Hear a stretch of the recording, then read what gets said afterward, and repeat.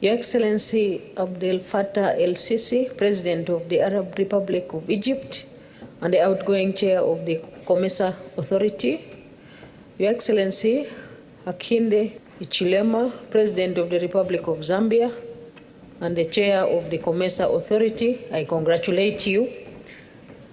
The Secretary General of COMESA, Her Excellency Chileshem Kapwepwe, Your Excellency Evariste Nyarish, the President of the Republic of Burundi, Excellencies, ladies and gentlemen, I bring you warm greetings from His Excellency Yoweri Kaguta Museveni, the President of the Republic of Uganda.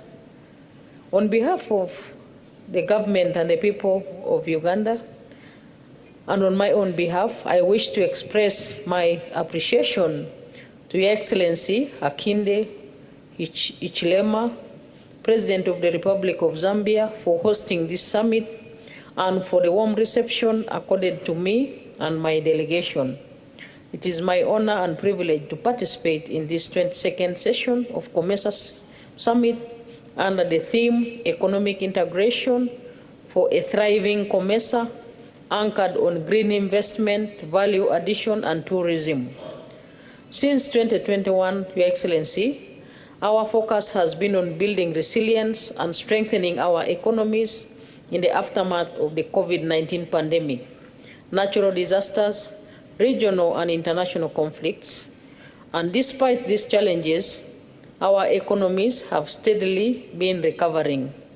It is imperative that we continue working closely together to achieve sustainable development. In summary, Your Excellency, what I really intend to mention here are three key issues. One, to ensure that COMESA completely eliminates trade barriers if we are to achieve our sustainable objectives. Secondly, to pay attention to the conflicts or security issues in the Africa region. And thirdly, Your Excellency, also to pay attention to environmental issues, but without losing focus to the development.